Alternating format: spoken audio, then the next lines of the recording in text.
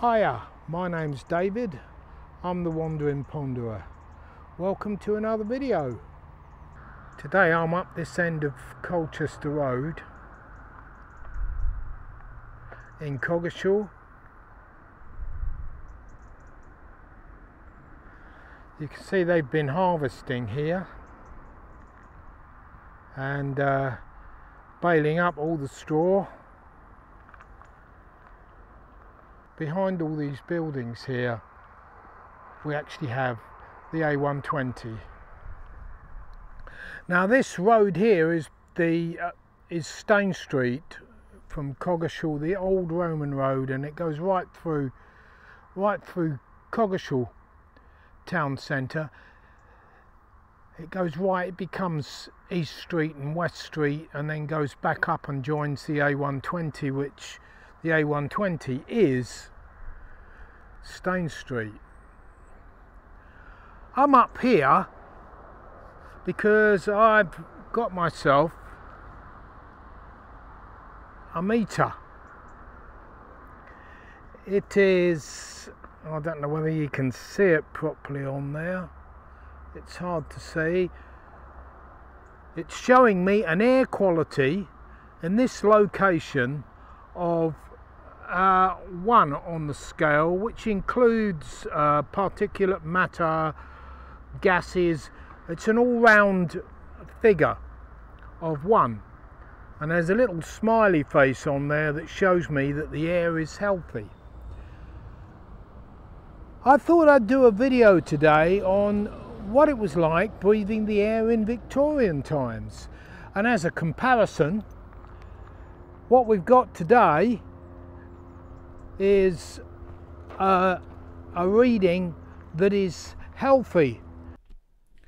An overhead view of Coggeshall in the 1800s gives us an idea of what taint the air that you breathe in Victorian times. We have the mills, the orchard mill, gravel mill, we have the foundry down by the short bridge, we have the gasworks all churning out smoke.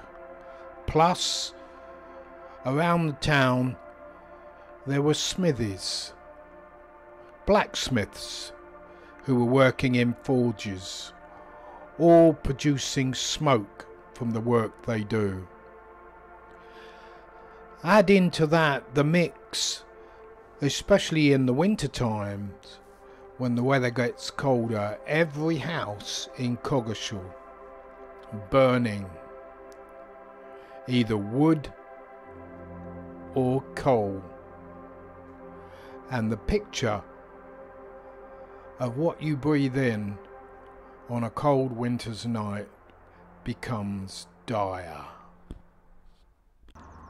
This meter here is one that I've picked out of a whole load of meters, but it has been tested alongside some of the more expensive ones, and it gives similar readings. Now each meter varies in what it says, but only by a few points.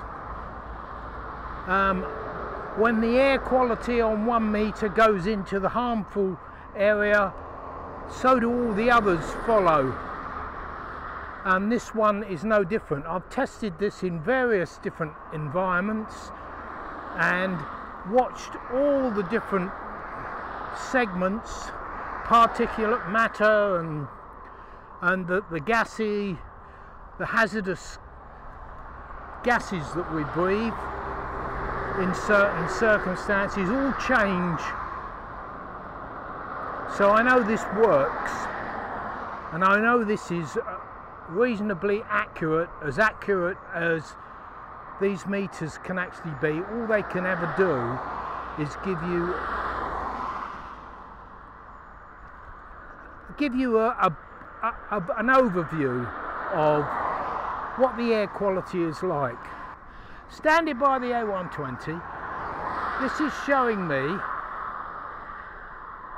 an air quality of 2.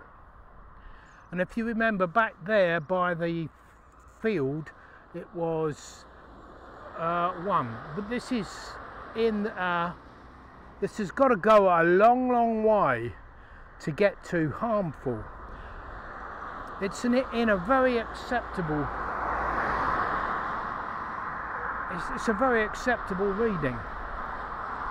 Where by the road there's lots of dust being kicked up, so it would measure that. It takes that into consideration. I was thinking maybe of coming up here during the rush hour, but it doesn't really matter because I know for a fact that that won't give me much of a... So this is lunch hour now. We've got lorries and trucks. The reading so far has just gone down to 1, but the wind's blowing.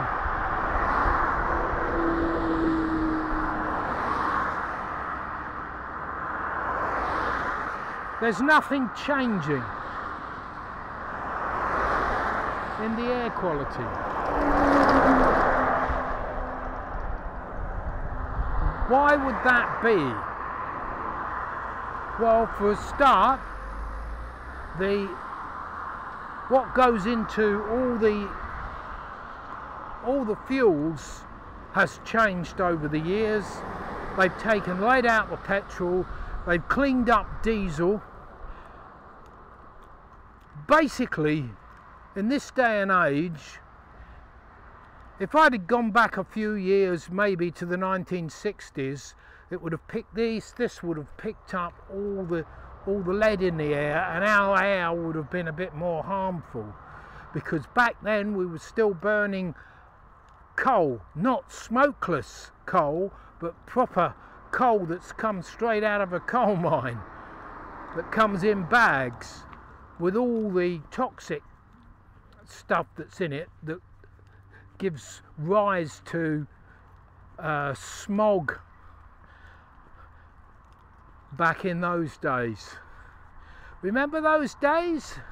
1950s, 60s? Maybe you don't.